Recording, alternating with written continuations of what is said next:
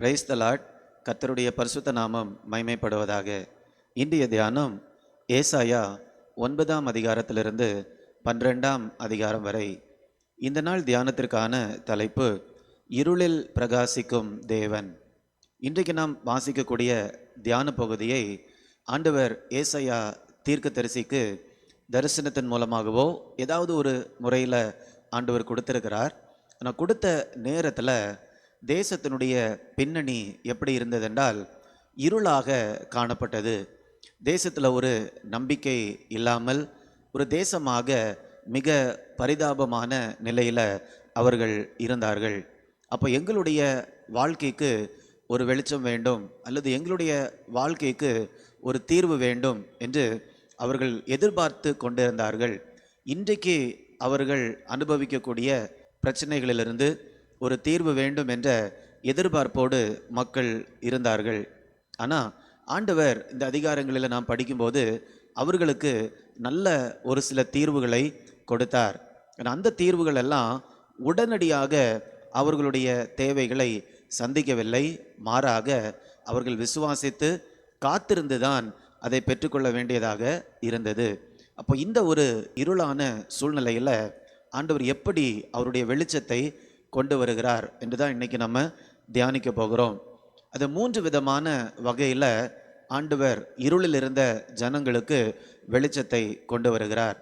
முதலாவதாக பார்க்கும்போது அவர் இருளாக இருந்த இந்த பூமிக்கு இயேசுவை அனுப்புகிறார். இயேசு இந்த பூமியில் வரும்போது ஒளியாக வந்தார். இயேசு சொன்னார், நானே உலகத்திற்கு ஒளியாக இருக்கிறேன். 9ஆம் அதிகாரம் 2ஆம் வசனத்தை வாசிக்கும்போது, இருளில் நடக்கிற ஜனங்கள் பெரிய வெளிச்சத்தை கண்டார்கள். மரண இருளின் தேசத்தில் குடியிருக்கிறவர்கள் மேல் வெளிச்சம் பிரகாசித்தது. அப்போ இயேசு கிறிஸ்துவுடைய முதல் வருகை மாபெரும் வெளிச்சத்தை இந்த பூமியில் கொண்டு வந்தது. இருளில் நடக்கக்கூடிய ஜனங்கள் பெரிய வெளிச்சத்தை அவர்கள் கண்டு கொண்டார்கள். அதே அதிகாரத்தில் 6ஆம் வசனத்தை நாம் பார்க்கும்போது, நமக்கு ஒரு பாலகன் பிறந்தார், நமக்கு ஒரு குமாரன் கொடுக்கப்பட்டார், கர்த்தத்துவம் அவர் தோளின் மேலிருக்கும், அவர் நாமம் அதிசயமானவர், ஆலோசனை கர்த்தா, வல்லமையுள்ள தேவன், நித்திய பிதா, சமாதான பிரபு எனப்படும். சமாதானம் இல்லாமல் இருந்தார்கள், ஆலோசனை இல்லாமல் இருந்தார்கள், ஆண்டவருடைய வல்லமையை அனுபவிக்க முடியாமல் இருந்தார்கள். இப்படிப்பட்ட நாட்களில் ஆண்டவர் இந்த காரியங்களை வாக்கு பண்ணியிருக்கிறார். இயேசு இந்த பூமியில் வருவார். அவர் அதிசயமான நபர், அதிசயமான காரியங்களை செய்வார், ஆலோசனை தருவார், வல்லமையை வெளிப்படுத்துவார். அவர் நித்திய பிதாவினுடைய ஒரு வெளிப்பாடாக இருக்கும், சமாதான பிரபு எனப்படும். இப்படியாக இயேசுடைய முதல் வருகை இந்த பூமியில் இருந்த இருளை அகற்றக்கூடியதாக இருந்தது. இரண்டாவதாக இயேசுவினுடைய ஊழியம். இயேசுடைய ஊழியம் எப்படி நடந்ததென்றால், அவர் பரிசுத்த ஆவியானவருடைய பலத்தினால நிரப்பப்பட்டு ஊழியம் செய்தபடியால் அவர் யாருக்கு ஊழியம் செய்தாரோ அவர்கள் மிகுந்த ஆசீர்வாதத்தை பெற்றுக்கொண்டார்கள். 11ஆம் அதிகாரம் 2ஆம் வசனத்தை நாம் வாசிக்கும்போது இயேசுடைய ஊழியம் எப்படி இருந்தது என்று பார்க்கும்போது, அவர் ஞானத்தையும் உணர்வையும் அருளும் ஆவியும், ஆலோசனையையும் பலனையும் அருளும் ஆவியும், அறிவையும் கர்த்தருக்கு பயப்படுகிற பயத்தையும் அருளும் ஆவியும் ஆகிய கர்த்தருடைய ஆவியானவர் அவர் மேல் தங்கியிருப்பார். அப்போ இயேசு மேலே இப்படிப்பட்ட பலவிதமான வெளிப்பாடுகளை கொண்ட பரிசுத்த ஆவியானவர் இயேசுவின் மேலே தங்கியிருப்பார் என்று சொல்லக்கூடிய ஒரு நம்பிக்கையை தீர்க்கதரிசி மூலமாக ஆண்டவர் இந்த இடத்துல சொல்லுகிறார். அப்போ இயேசு இந்த பூமியில் வாழும்போது இந்த பரிசுத்த ஆவியானவருடைய வல்லமை பல்வேறு கோணங்களில் வெளிப்பட்டது. ஆண்டவருடைய ஞானம் வெளிப்பட்டது, ஆண்டவருடைய ஆலோசனைகள் வெளிப்பட்டது, ஆண்டவருடைய பலன் வெளிப்பட்டது, எப்படி ஒரு பக்தியோடு வாழ வேண்டும் என்று கர்த்தரை குறித்த ஒரு பயம் வெளிப்பட்டது. இப்படியாக அந்த நாட்களில் வாழ்ந்த ஜனங்கள், இயேசு வாழும்போது வாழ்ந்த ஜனங்கள் மிகுந்த ஆசீர்வாதத்தை அவர்கள் பெற்றுக்கொண்டார்கள். மூன்றாவதாக நாம் பார்க்கும்போது, புதிய வானம் புதிய பூமியை ஆண்டவர் வாக்கு தந்திருக்கிறார்.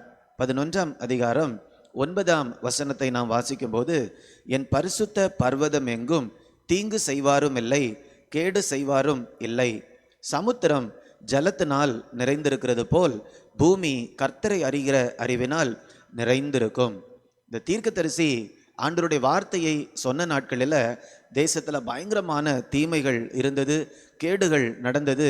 ஆனால் ஆண்டவர் இந்த ஒரு நம்பிக்கையின் செய்தியை கொடுக்கிறார். இந்த நம்பிக்கையின் செய்தி இந்த பூமியில் நாம் வாழக்கூடிய நாட்களை தாண்டி நித்தியம் வரைக்கும் வரக்கூடிய செய்தியாக இருக்கிறது.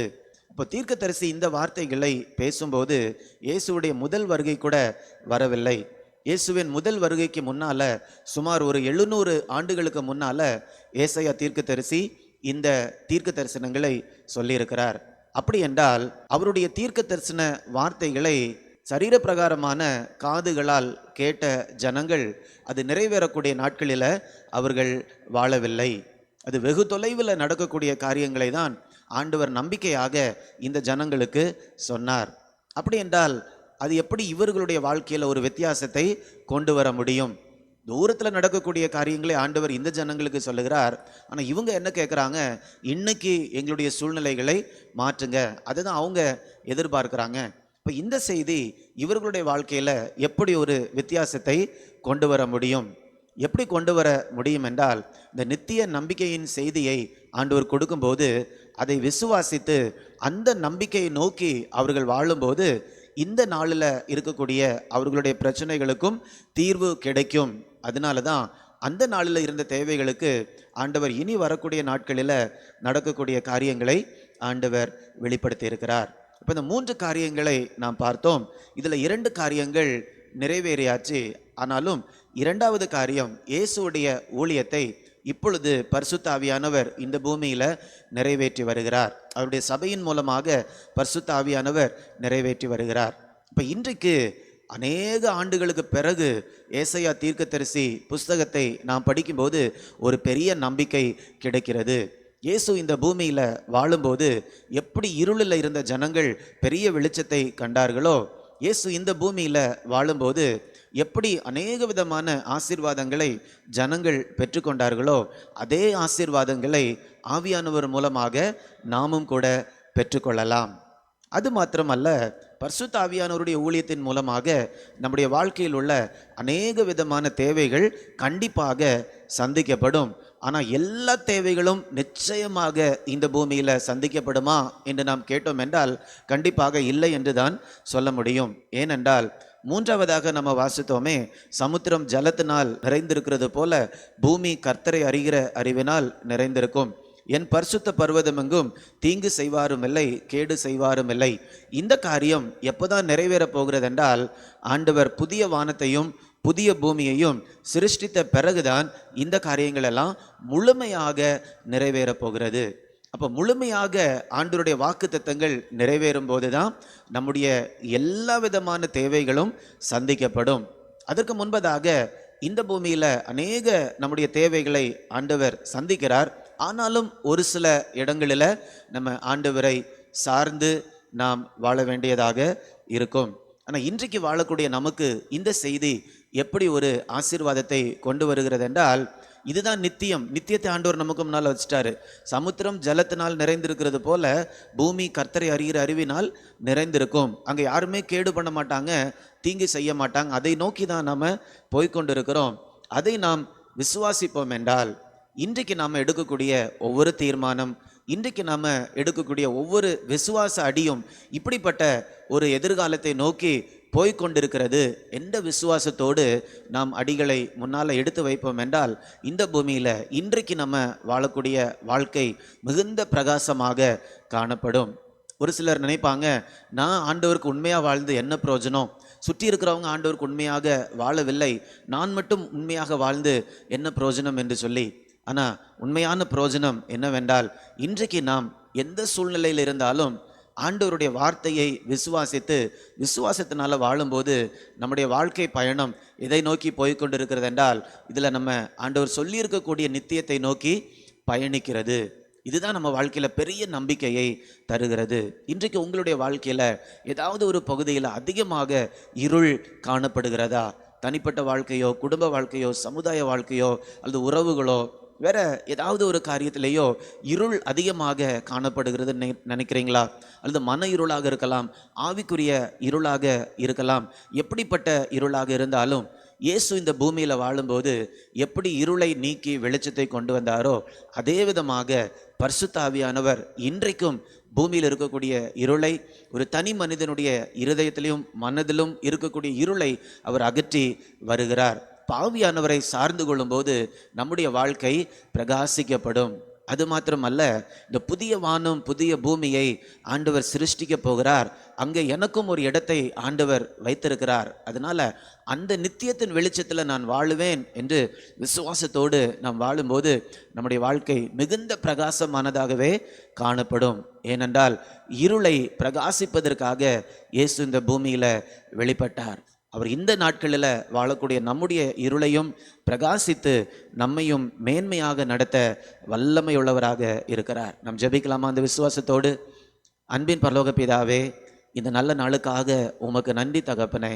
இந்த பூமியில் இருக்கக்கூடிய பலவிதமான இருள்களை நீங்கள் இயேசுவின் மூலமாக வெளியேற்றுகிறபடியால் உமக்கு நன்றி தகப்பனே.